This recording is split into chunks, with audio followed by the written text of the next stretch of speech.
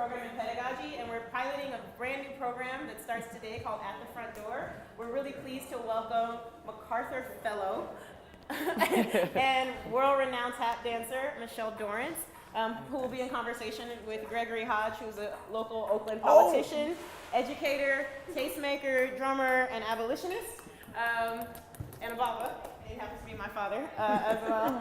And so we're piloting this new program. They're going to play a light round of ping pong for the first 5 minutes, and then they're going to have a 20-minute or so conversation, and then at the end, an improvisation of rhythm from Gregory Hodge and tap from Michelle. So thank you so much, and let the interview process begin. Hey, I'm going to let you keep that on. This is crazy. So, okay, we're going to do this. We're going to do this, right? Yeah. So, hi, everybody. Hi, Michelle. Hi. So, do you play ping pong? Obviously, I don't. I didn't play enough as a kid at the pool. That's where everyone got good at ping pong. I'm from North Carolina. North Carolina, where? Yeah, see, no one would have let me get away with that if I just hit the net, sorry. Yeah, where in too. North Carolina? Chapel Hill. Yeah? Yeah. And, what were you doing there that was, a precursor to this dance thing you I did? was dancing. Yeah, my mother actually was a professional dancer, a ballet dancer, though my father was a soccer coach. So she started a school in Chapel Hill, and she taught ballet at Duke University, but my father was the women's soccer coach at the University of North Carolina, so we are Tar Heels. Okay. And he would joke about my mom's Duke University paycheck going to the Carolina soccer program, because Okay. they're big. They're big. It's also where my competitive edge came from. And I'm not very good okay, at it. you're ready now, Yeah, right? yeah. No. So they both use their feet. My mom would always tell me I have my father's feet and legs, like his soccer playing. I have Yeah. flat feet. You know right away if you're going to be good at ballet. I didn't have it. Okay. But I had a brilliant man who was my mentor in tap dance at her school, and he sought out the tap community and the history of the form and the way it was still present in our culture now. So I'm really lucky that Gene Medler is the name of my first teacher. And he studied with Honey Coles and Peg Leg Bates, and eventually brought us to study with these living masters as well before they passed away. Yeah. When I was a teenager, I had the opportunity to study with these guys. So it was because of his exposure. Yeah, throw in an extra ball every once in a throw while. an extra ball. For, No, when it needs to get we'll do it. serious. It's all right, I got you. So was this whole idea of sport, dance, culture in the South, was that something that felt like normal to blend all this stuff? Because soccer and football and basketball, Duke and North Carolina play basketball. Yeah, it is it's basketball culture, for sure. But because Dean Smith himself said that it was a women's soccer school, so we had the blessing of, only because my father was into, cutting edge, and I guess that's also something I'm interested in. Yeah. People who are changing and innovating a culture, in ways that were, in ways that are unexpected. But let me think about how this all ties in. I mean, the history of tap dance. 1 minute, my gosh. I feel like we gotta get that certain number of hits. What was I just thinking? The South. A huge part of the development of tap dance as one of our original American art forms is rooted in the South. Yes. Done. All right. All right. Cool. YGB, would you mind having a seat on the couch for us? YGB. Hello, YGs. That's great to have to stimulate everything at once. It's really challenging. It was amazing. It's a little sound. Come on in. Thank you so much. And the other thing that's the interesting metaphor about what we just did is that, in what you do, in part of what I do, there's a certain rhythm of things. And what I noticed is, when we first started, it was a little off, right? It was like, how do you do this at the same? And then after a moment, it's like, okay, let's get into the rhythm of it as dancers, right? So one of the questions I wanted to ask you about was, what is it that has made you come alive? And I like this idea of living in that way, because Howard Thurman, who was an amazing mystic and philosopher and theologian, said, don't go out and ask the world what the world needs. Go out and go find yourself, figure out what makes you come alive and go do that. Because what the world needs is people who come alive. So for you, can you kind of pinpoint what's the moment with your art where you feel like you come alive? Is it in the performance of the art? Is it in the production of the art? Is it in the conceptualization? Where is it that you feel your most energy, where the most juice? Yeah, the performance, in part because There's, tap dance is an improvisational form first and foremost, and that you are honest and vulnerable and powerful or fragile or whatever you are in that moment. There's a humanity that is communicated, but also just felt. So anything's possible in that moment. Absolutely anything is possible. And selfishly, like, you're a dancer and a musician at the same time. Like, that's a lot to be able to be. So there's so many things to explore in that moment as well. And then I think in part because, I feel very grateful to be rooted, so rooted in the history, and there's such a reference to our ancestors and in our movement. So there's more than just exploring one's own identity and one's own style, which of course we are encouraged to do, and we do. Yeah. There's so much reflection inside of the kinesthetic of what you're doing. You're calling upon a story, and you're constantly aware of, we're standing and dancing literally on the backs of our ancestors and what they've done. So there's so much present, as much as also fun. It could be lighthearted in a musical communication, or the concepts thrill me. Coming up with those kinds of things thrill me, but there's nothing as visceral as being in that moment. Okay. At this point, maybe I'll get older and grow up or something. Yeah. No, I don't do that. It's not as fun as it used to be, right? One of the things I wanted to share too is that I'm from the South. So I grew up in Arkansas. I grew up in Pine Bluff, Arkansas, in the Mississippi Delta. I'm 55 years old, so I grew up right in that cusp, that little threshold between segregation and schools desegregating. Right. When I was a kid, we went to movie theaters that were segregated movie theaters. Wow. We sat in the balcony. We had the all-black pool, the all-black school, the all-black park, which was not a bad thing, obviously, because you got to get immersed in your own culture. But when I got into 6th grade, I started going to school with white kids.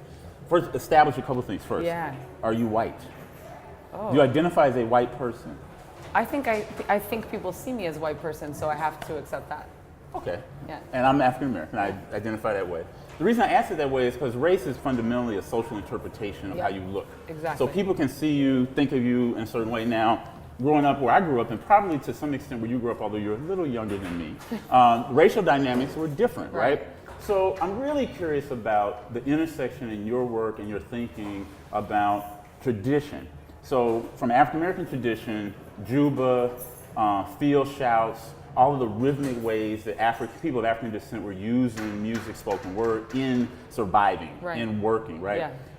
The Irish, for instance, cloggers. And the little bit I know about the history of tap is that intersection for American tap happened with somebody named William Henry Lane, who was this amazing master performer who got exposed to Irish clog dancing. Yep. Right. So I'm just curious about, for you, like, the trajectory of that intersection between racial intersection between the music, the art, the culture, the creative tension that probably sits inside that. So I'm just curious about how you've come to that part of the work. That history is so important, and actually, like, to piggyback on you talking about that, William Henry Lane, who we all refer to as Master Juba,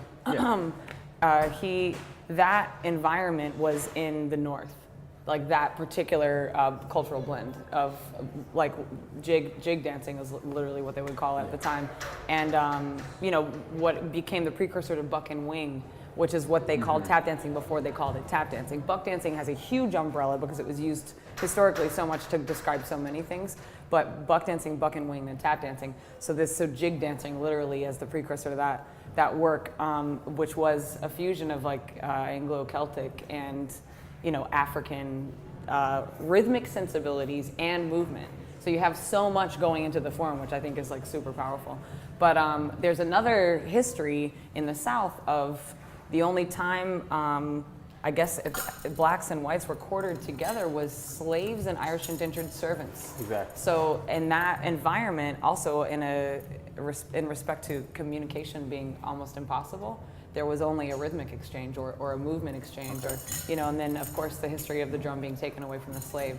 So a lot of those things happening in two different places, but happening in a very powerful way. And what's my relationship to it? Just that I'm American, and I'm a patriot in a way that I want this country to be what it says it's supposed to be. Okay. And what tap dance is to me is that's democracy. That's democracy manifest in a social or cultural form way before it was ever manifest politically. Yes, this place is amazing. I know, How there's can like you all not kind of hear that? This rhythm. is I know, you're sitting here unreal. like, yeah, I'm already really overwhelmed, and like half of me is already planning to move to San Francisco. Like, right, I've only ever spent a couple days at a time here. Yeah. Like, I performed here with Savion a million years ago, not a million years ago, but a long time ago. And I pretended to play bass in a band, and we performed here. But I never get to spend enough time here. Yeah. What Yeah. is happening? Okay, so yeah, but that's Yes. how I relate to the tradition is very much about that, about a cultural blending that should have inspired. We should have. What does any of that mean? Like, I think that the history of the form reflects the history of the country, and yet is more forward thinking and forward moving than, I think people have really allowed. Nice. to- And are you able to use this in your performance, in the work that you're doing around the country, and helping people get to that fusion? This- right? I mean- and how's it received? What I can say is the Blues Project, which is what's coming here next year, 16, 17, embodies that so well, even if abstractly. I don't think there needs to be a pointed narrative of this is the history of tap dance or the blues. I think that it's evoked inside of the material. It's evoked in the dancers moving and the breath in their body. And it's evoked through Toshi Regan, who is also a prophet, really, of so many things, but especially that tradition, because the tradition and the history of tap dance is also the history of the blues. And I mean that in contextually, but also emotionally and socially. And that those things are present on the stage in a way that is both, or really at once, historical and simultaneously transcendent or forward moving in whether it's improvisation or choreography and written song, whether it's there are many times in the show where there's complete improvisation, both from Toshi Regan and a dancer on the stage with myself and then my collaborator who I so admire, Dormisha Sumbry Edwards, also with Derek Grant. And these names I mentioned are brilliant tap dancers for those of us who don't know them. But all that to say that work, it is of pain in the butt to tour the show. I created this huge show with so many people. It was my first full evening work. I didn't know what I was doing. It's like way too expensive. Like I didn't know anything, but it was the thing I was most moved to do as soon as I had the opportunity to do it. So that it is still alive and that it is so important right now. What's happening with us culturally is devastating. In throughout the country. I can't tell you how many times we were performing the show and there were riots in Baltimore, and Toshi could sing about it on stage during Dormisha's solo. It's really important. I think it's really, and people don't see tap dance as a vehicle for that, and they should. They don't see it as this historical reflection on what has happened, with the state of things. I don't know. So and I'm glad you went there because I was going to ask you how does your art sit inside the moment that we're in? Because all over the country, wherever I go, I was in Baltimore a couple weeks ago and went through the neighborhood where Freddie Gray was killed and talking to some students and talking to adults and talking to people about how it's feeling given the history of Baltimore. And same thing in Chicago, same thing here in Oakland with Oscar Grant's death. I mean, those are markers. But we know that has been part of the American story. It's been part of the narrative, right? So I'm just curious how you feel like the last thing, and we're gonna figure out a way to collaborate with that beat. Yeah, we have to. No choice, right? But to think about how your work adds value to a national conversation. How does just say a little bit more about how we look at Black Lives Matter, we look at all the various movements, look at the marriage equality movement. How do you see art generally interfacing with political, social change? I mean, I think in expression, well, first of all, it's rooted as expression that is transcendent. It's rooted as expression that was necessary for survival. So there's that root in and of itself. And I think when we come to a place where, culturally, where what can we do? What's the first move? Cameras on every cop? Like, what's the first move? Like, and then what's the bureaucracy behind that? Like, what do we, how do we organize behind all of these things? And what incites us to move is art. What incites us to move is coming together and creating, whether it's singing or creating, a rhythm together or breathing together or prayer together. So there's the gathering that art induces, and then there's also using your bodies to create an energy. There's something that's so fundamental about that and so important. And a rhythm is also perpetuates and builds tension and builds motivation and the natural element of those things, that what we understand any of those things to be. It's also healing. I don't know, I think the arts should play a much larger role in our social justice movements, and I think can be very present in anything. Of course, it's present in protest. Sure. It's present in celebration. It's present in grief and grieving. So I think on every level, arts should be present inside of that kind of work, but also to educate. Yeah. So if like I said before, there's not a story in the Blues Project that says, this is the history of America, or we need to stop doing what we're doing. But evoking the history and evoking, or reminding, or telling for the first time how important this tradition is and this history is, and what has happened, the things that were changed inside of the men and women that built it. The Nicholas brothers were part of, integrating theater. Bill Bojangles Robinson was the first black hand to touch a white hand on film, Shirley Temple. Like there's so much, that has been done by our ancestors in this field, and can continue to be in the future. Even though technically we're supposed to be past that time period, we're never past it. Well, one thing, and we'll play around with this music and rhythm a little bit. You mentioned spaces, right? So in traditional West Africa, which is where a lot of African Americans' ancestors came from, there was the Bantaba. It was a space. It was a space that was like, this is where people danced, this is where people sang, this is where people brought together. In Mexico, it was Zocalo. In New England, it was the Plaza. In Rome, it was the Palace. Everybody had a space, like, to bring their thing, like to bring their energy. And it's the public square.